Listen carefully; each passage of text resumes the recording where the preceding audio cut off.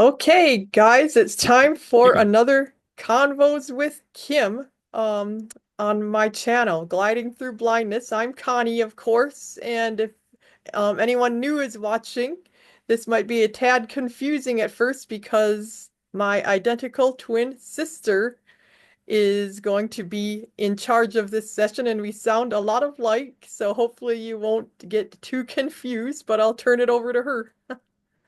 Okay, so today I'm going to be talking about the concept of free will.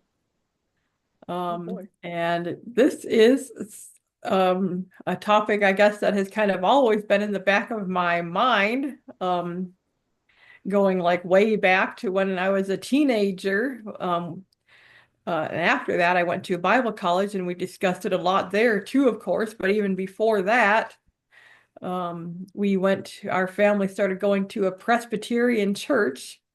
And they believe in this whole concept of predestination, where like God has literally chosen some people for heaven and others for hell. Like it's already predetermined. And this is all backed up by Bible verses, of course. Otherwise, they wouldn't think that. And I Of just remember course, I doubt you'd get many of them to admit that in so many words they would dance all around it, but that is basically what it is. yeah, and I mean, you can look at their doctrine, like John Piper is a famous person who believes this, and if you do outright ask them, they'll admit, well, yes, that is true, and that just proves the majesty of God, and we have to respect His majesty and just respect that He knows better than us, and yada yada. Um, but yeah, I remember our dad just totally hated this concept, and he thought, well, what kind of a loving God would choose some people for everlasting torment?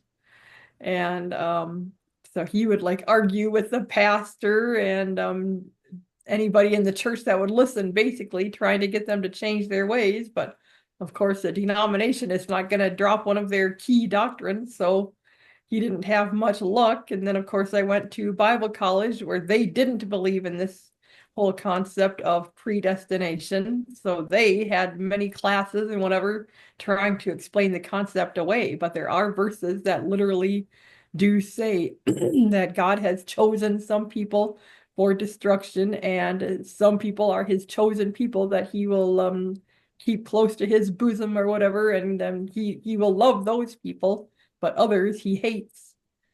Um, so Christians, I guess, are kind of used to this concept of, or at least some Christians are accustomed to this concept of not having free will and just turning it all over to God and not bothering their little heads about it too much. Um, and then other people, of course, will just wonder why is this even a question? Why are you even talking about this? Of course, there's free will. My actions are perfectly free. I do what I want. I can literally say I'm going to walk across the room right now and then walk across the room, and that's proving my free will. And of course, so this comes up in all kinds of contexts, like philosophical contexts. People began to wonder, is free will really a thing? Because the more you know about science and etc., the more you can kind of question the whole concept of whether or not we are truly free. And scientists started to question this whole concept that we take for granted when they started to realize that science can examine so much and explain so much, and mathematical formulas can explain so much that we used to think were controlled by the gods. Like now, we can totally predict the weather for days and weeks ahead because we understand the forces behind it. And we understand things like wind speeds and the weather patterns and where things are going to blow from here and where the currents are going to go from here. So because we know these mathematical formulas, we can predict the future and predict what the weather is going to be in the future because we basically see it, or at least scientists see it just like it was happening now. On the Weather Channel, you can go on there and they'll show you, well, this is where this current is going and this is where it's going to end up. And So it's math, of course, that helps us do the equations to explain this and make these predictions. And we can use math to make predictions about um, what is going to happen or what has already happened. We can look back and do the formulas to figure out what got us here. So scientists started to realize that there is a basic set of rules that can explain all these things, and we could know everything about how things happen in the world if we just understood these rules. And the idea began with the belief that the world works like a machine made of tiny, invisible particles, and these particles either hit each other directly or are moved by forces from far away. And so Isaac Newton was one of these scientists thinking about the universe and the particles in it and how they work. And he created a math model that helped to explain how things like planets moving around the sun and apples falling from the tree both follow the same basic mathematical rules. Like math can tell you how long it's going to take that apple to hit the ground. And it can also tell you how when the planets are going to be aligned or what planets are going to be where, if you know the speed of the planet and you can work out and you know the speed of the other planets, you can work out mathematically where the planets are going to be in the future. And before Newton, nobody really thought that there could be one theory that explained everything. And this idea led to something called Laplace's demon. I don't know if that's the total way to say his name, but I'm going to call him Laplace because that's how it's spelled. And Laplace's demon is a character created by Pierre Simon Laplace in 1814. And he speculated that if there was a demon who knew everything about the positions and movements of all the particles in the universe at any time, this demon could use that information to predict the future or look into the past and know exactly how we got to this point, kind of like the weather, the way we can predict the weather. If we had that kind of information about everything, we could make those same kind of predictions about everything. So Laplace's demon was just an imaginary character, of course, but it had a point. It said that, like, if science could study all the moving particles and explain what they would do using mathematical formulas like Newton did, and predict exactly what would interact with what at what speed, if they knew all the right information, the scientists would need to know, like, how all the particles inside the system are moving and where they're moving and where everything is located, etc. And if they had this knowledge, this would give them complete control and understanding. Like if we threw a bunch of coins in the air, the demon could predict whether each coin would land heads or tails, and it could also explain exactly how each result happened based on the forces and rules at play. And such demonic scientists would possess basically what, like, Einstein dreamed of: absolute control and penetration of the functioning of any physical system, including people and each of our lives and our thoughts. Because if you could, like, physically knew everything about the brain and how it was working, of course you could control that brain. So of course That's kind of there's crazy no, to think about. I mean, but yeah, it's more believable now than it used to be, just because of what science has just shown us lately, especially in the realm of AI and how much better that's gonna just make things, for the medical establishment, for example, like just being able to predict how to make this certain protein, or for your body in particular, it will be able to forecast, like, you better do this now, or this could happen, this would happen for sure, like almost with certainty in the future if you didn't take care of it and prevent. So it's just amazing how this can be applied. yeah, like you can enter the information in the machine and do it like a simulation, and the AI within seconds can, like, totally predict what is going to happen. So yeah, that's a good point. We do basically have little demons like that running around now that have way more knowledge than we ever could have dreamt of. And because of that, we have more and more control of the future because we can look at it just like we can look at weather patterns or whatever. And of course, there is no one person that possesses all this knowledge, but that doesn't change the fact that there are these physical laws that everything follows. And sometimes we think, well, if I could go back and do things differently, I would handle the situation totally differently or whatever. But the scientific reality actually is that if we could like put you in the same universe again under the same conditions, your brain would respond in exactly the same way because all the physical aspects that gave you your brain and its impulses that brought you to this moment, that would all be the same. So of course the same thing would happen again.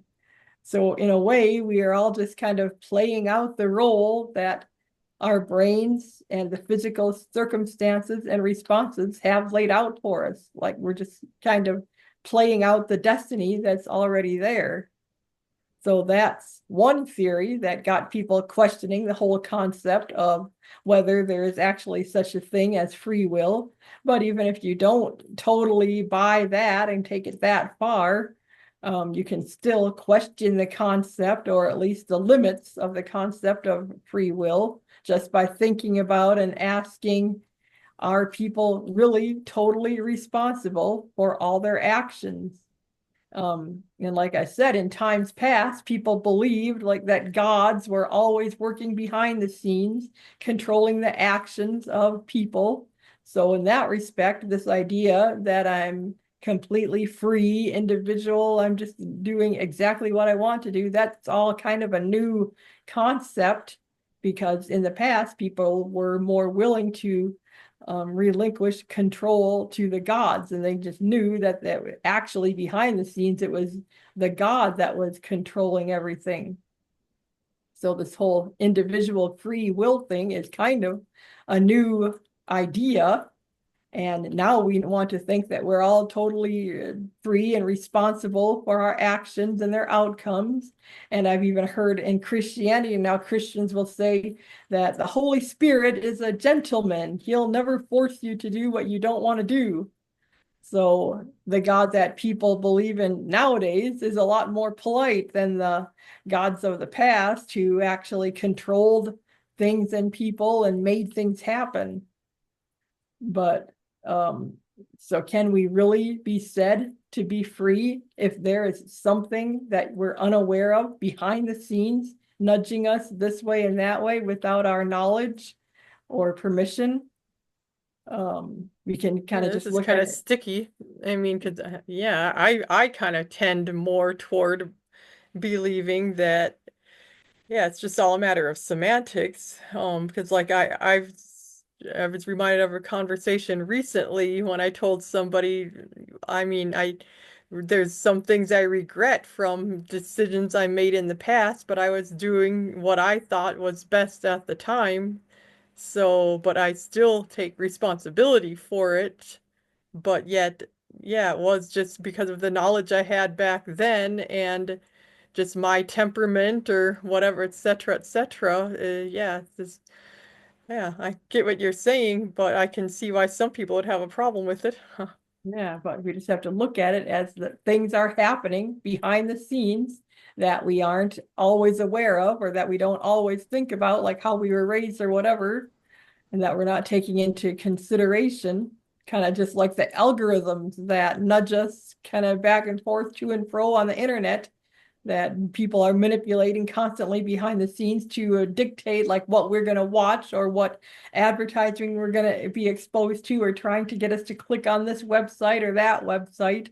If we could actually see like the people back there pushing those buttons trying to get us to react a certain way, but since we can't see them, we don't always think about how we are being acted upon by these forces. But you can just kind of do a little experiment. You can pause this video unless you're going to remember by the end. But if you wanted to actually test this, just pause the video and be quiet for like 30 seconds. Just sit quietly And the chances are very excellent that your mind won't just remain totally blank. I mean, thoughts are going to pop into your head from out of nowhere. And you really notice this like people that are trying to learn to meditate. And I've kind of been trying some of that recently just to a lot of people have said like how effective it is and just slowing your thoughts and making you more thoughtful and careful about what you're going to say or do or whatever. And but thoughts will just like pop into your head from out of nowhere. So people that are trying to learn to meditate are constantly have to like bring themselves back into the moment and just try to sit quietly, and it's a lot harder than you would think. It's because your brain is always busy with something.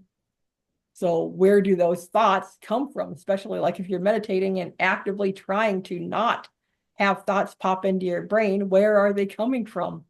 You didn't consciously put them into your mind. That's why meditation is hard, because these thoughts keep coming unbidden. And so, if we aren't even in control of our own thoughts and everything we do comes from our thoughts, are we really in control? Physical factors influence too, of course, like the amount of sleep we've gotten or hunger. There's actually studies that have been done of judges and the rulings and the time of day that they make these rulings. And it has been reported that a judge in the morning who has not had any breakfast will rule more harshly than he does the rest of the day. Or in late afternoon, if he's tired, he will rule more harshly again. But after a good lunch, he's a lot more likely to be more lenient. So just think of just a thing like that will control not only his life, but all these people he's ruling for. He's making rulings on their life, and it's all affected by whether or not he had got a good night's sleep or had a good breakfast. It's just a physical factor controlling so much. So it's just good to be aware of those things so that we can try to take as much control as we can. Like if you know you haven't had a good night's sleep the night before, you might try to avoid a certain person the next day because you know that you'll probably be more grumpy and say things you'll regret or whatever. So we can try to control as much as we can while still being aware of all these forces. An author that I really find fascinating. He's he died now, but his name is Oliver Sacks, Sacks, and he was a famous neurologist who studied the mind and wrote all kinds of just fascinating books about the experiments that he did with people and their brains. And he wrote about how our reactions to things are so fast that most of the time our reactions to things happen automatically and instantaneously before we are even aware of them, or like before we're even aware what we're going to do, our body has already done it. And then our slower thoughts will come back later and justify why we reacted the way we did. I can't remember like all the specifics of these experiments, but like things he would do, he would like stimulate the part of the person's brain that caused them to raise their hand. And then he would ask them, why did you just raise your hand? And they would just kind of make up things like on the fly. They would say, well, I guess I just needed to stretch, or I wanted to get your attention. So we're constantly working to rationalize and justify in our minds what our bodies are doing automatically without us even thinking about it. Weird. So And I've yeah, heard of experiments where yeah, I can't remember the exact specifics either, but like they would ask you a question and you'd have to decide like whether you're going to do something or not, or whether you agree or disagree, and like an electron or whatever in the brain, like the scientist would know like a millisecond or even less time before, but it was always before you even said yes or no, they knew what you were going to say because the electron had already been activated before you were even aware of it. yep. Yeah, so just read books on the topic. There's all like Oliver Sacks, like I said, it will just make you wonder all kinds of things about free will or about what it is to be human. Like if your brain isn't acting the way it should, or if you have brain damage, or it just make you think of all kinds of deep thoughts and questions. I heard another true story on Radio Lab, which is a podcast I really like. And this one was about a guy who just suddenly overnight, well, not really overnight, but pretty quickly, his personality just changed. Suddenly he started acting really creepy around women and started watching porn and got into child porn and became violent. He would have like all this child porn on his computer. I think he actually even got arrested for that. And and that hadn't been his personality before that at all. Before he had just been like totally like just soft spoken and quiet and thoughtful and kind. But once his personality started changing, he just became all belligerent and yeah, just started developing all these tastes that he hadn't had before that he couldn't really control. And at last, it was discovered that he had a brain tumor. And once that tumor was removed, he went back to being his normal, gentle self and was horrified at what he had been becoming before while this tumor was growing. So that's like an obvious physical thing that we can see the brain tumor and took it out. But how many other like physical things like that are going on in our brains that we can't see? That if we could, and if we knew how to manipulate those, we could take care of them just like we took care of that brain tumor. So that's kind of an obvious physical thing going on in the brain that he didn't have free will over. But now, of course, scientists are learning more and more about our brains. And recently, these very effective GLP-1 drugs like Ozempic have come out that are like very, very effective weight loss drugs that are also having many other health uses. It's just pretty crazy where it all might go because they're just finding more and more things that these drugs help with. And they just take the desire for food totally away. Like people are literally losing hundreds of pounds with these drugs very quickly. And it just works with like all kinds of addictions like alcoholism and everything. And I've heard people talking that were on these drugs and they said like basically like if you're trying to lose weight, the hunger chatter in your brain just stops. Like normally they would have thoughts popping up in their minds every few seconds just about food. They would just randomly think about food or randomly start thinking about how hungry they were or something is nearby. They just have like food thoughts popping up all the time. And once they started taking these pills, those thoughts, all that food chatter and hunger chatter in their mind just went away without them even trying or putting any effort into it or anything. That part of their brain, this pill and impulse control, this pill was just totally able to control. And Crazy. then And eventually, I think the AI will develop to the point where you probably won't even need chemical drugs. You can just put something on your head and it will stimulate. They will just be able to know what part of the brain to deactivate or change or whatever. So, yeah, at kind of any weird to given think about. moment. So yeah, you'll be Yeah. giving part of your free will up to that AI. And yeah, like this pill is pretty expensive. So most people have to stop taking it like within a year. And once they do, then those pounds just come right back again because Oh, that part of their brain isn't silenced anymore. So it's basically like a tumor that you're just taking out of your brain or then putting back in your brain. So it's just as physical as the brain tumor was. So that kind of raises all kinds of questions like, should we as a society be taking that as seriously as a brain tumor and be providing these pills to like whoever needs them, just like we would take care of a brain tumor for whoever needs that? So then, of course, there are other influences that, like our childhood or who we were raised by or how we were raised, what we were taught as children that affects the way we still think today, even as rational adults. If we were taught a certain thing as a child, that's just like a physical thing in our brain now that is influencing us.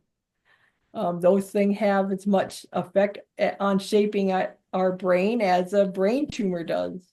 So like, why does it just happen that so many people in the Middle East are Muslim? Did they choose that freely? Or here in this country, you're likely to have been raised Christian. Or even if you weren't necessarily raised that way, it's a Christianity is the majority religion in this country.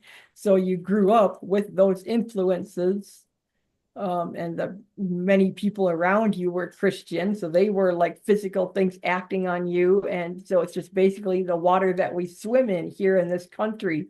Whereas if we had been born in another country, we would be another religion. But here, we just kind of take all those concepts for granted, like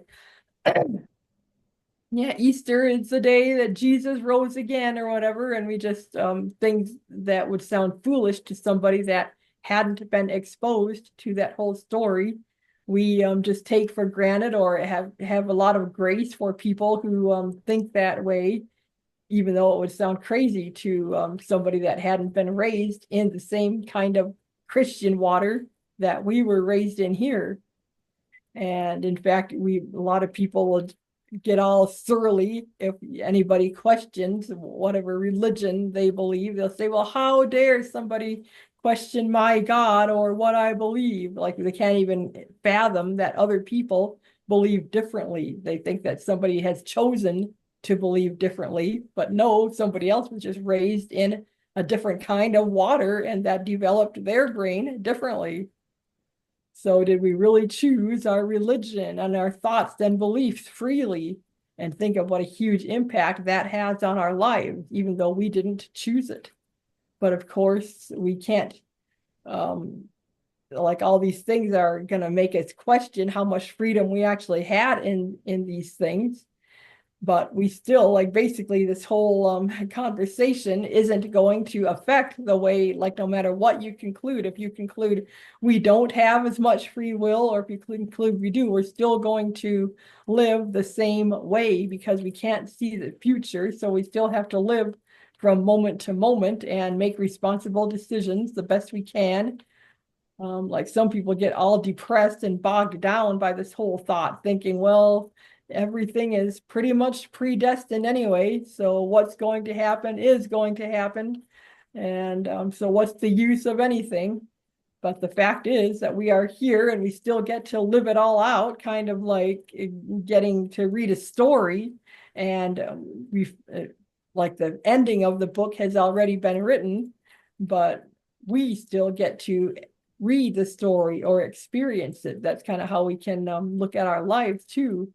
And people survived and thrived just fine for thousands of years when they thought that everything was being controlled by a god or powerful gods, like constantly behind the scenes arranging things or bestowing certain gifts on certain people or physically interacting with people and giving them commands. They still said that we had free will, even though they believed in this omnipotent, all-powerful being was arranging the things behind the scenes. So in the same way, even though we know that there are all these physical things around us that are limiting us and influencing our choices, we still have to live out our lives and make choices the best we can. So we just kind of have to get comfortable again with the idea that there are forces beyond our control. And even if they aren't divine forces, they are the things that brought us here to this moment. And those things will control to some extent what has happened to us and what is going to happen to us. But like Stephen Hawking, famous scientist, said that he said, I have noticed that even people who claim everything is predestined and that we can do nothing to change it, those people still look before they cross the street, just like anybody else does. And so that's kind of just points out that we're still going to live our lives the same way, no matter what we conclude about whether there is actually free will or not.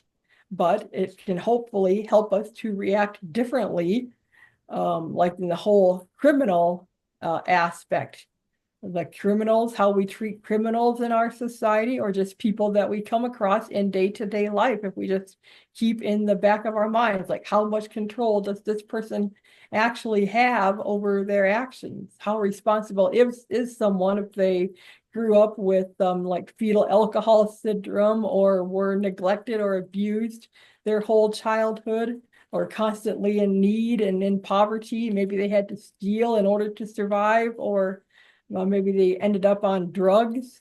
Is punishment actually what that person needs? Um, and some people will like argue against that by saying, well, if there's no free will, then nobody is responsible for anything. And so I might as well just go out and murder a bunch of people. But is that actually what you want to do? Is that what your brain, if you had total free will, is that the first thing that you just want to go out and do for no reason, just to prove a point? I mean, probably not, because your brain has been trained by society around you that that's not the best way to thrive and survive in society. So believing in free will doesn't mean never holding ourselves or anybody else responsible. It means being more compassionate and thinking about what is actually best for the person. Like I've read so much and heard so much from so many people who work in jails or prisons, working and talking with the prisoners. There's a lady in my church who goes to the jail every week and talks with those people and tries to help them. And she says that the vast majority of those people have very low IQs and have mental health problems, and were usually severely abused as kids. And so, how responsible are those people for how their parents treated them, or how society treated them and didn't provide for them? Did those people really make all of the decisions freely that landed them in jail? So maybe in some cases we do need to keep some people locked up, just to keep them away from other people so they don't endanger themselves or others. And of course, there are truly evil people who should have to pay in some way for what they've done.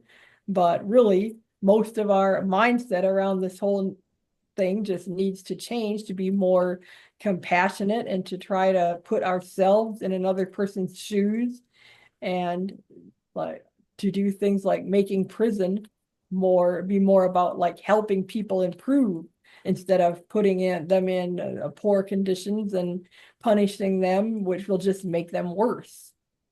So hopefully that's what this whole idea, um, considering free will do, is just that we'll think about how limited our choices actually are, and make us more willing to realize our own limitations and be more forgiving of them, as well as the limitations of other people, and that we can deal with those limits compassionately.